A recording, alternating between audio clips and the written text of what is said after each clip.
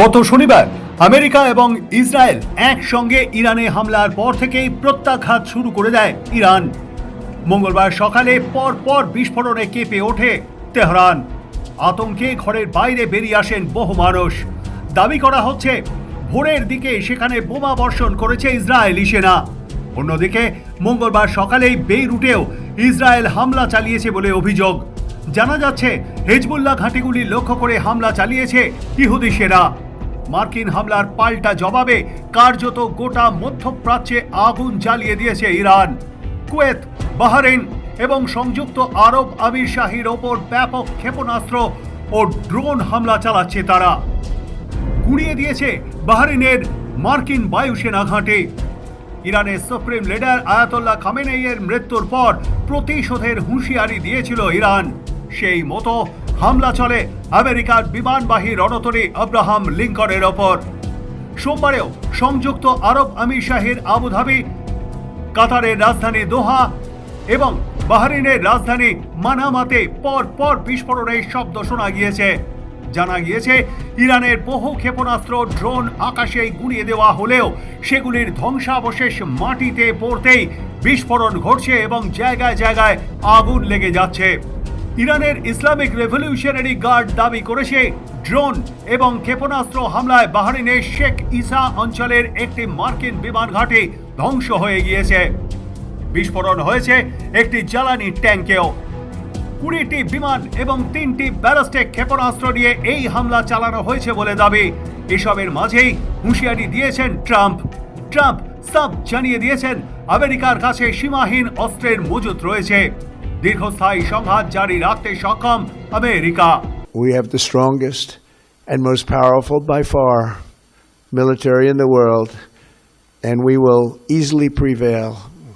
We're already substantially ahead of our time projections, but whatever the time is, it's okay. Whatever it takes, we will always, and we have right from the beginning, we projected 4 to 5 weeks, but we have capability to go far longer than that. We'll do it. Whatever somebody said today, they said, oh, well, the president wants to do it really quickly. After that, he'll get bored. I don't get bored. ইরানে পদাতিক সেনা পাঠাচ্ছে America. Israel ও আমেরিকার যৌথ অভিযানে কার্যত দুর্মুষ হয়েছে Iran. মৃত্যু হয়েছে দেশটির সুপ্রিম লিডার আয়াতোল্লাহ খামেনেইয়ের। ইরানের প্রত্যাঘাতে জ্বলছে গোটা মধ্যপ্রাচ্য।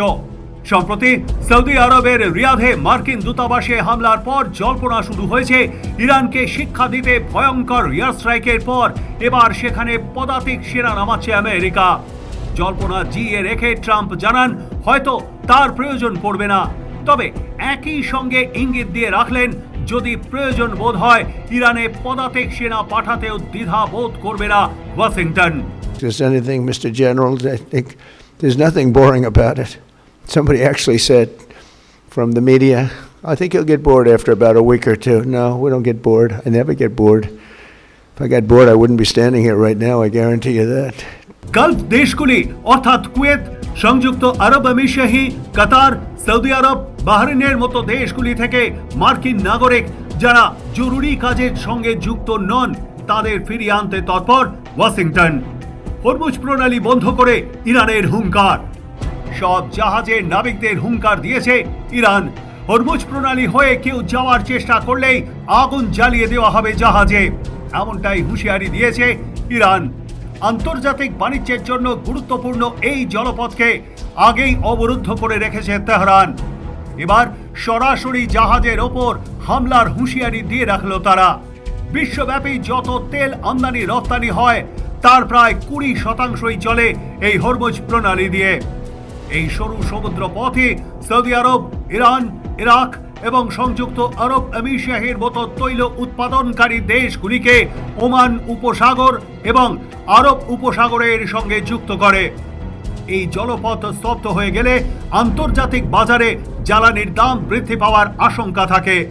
হরমুজ প্রণালী কোথাও কোথাও প্রায় 33 কিলোমিটার পর্যন্ত চওড়া।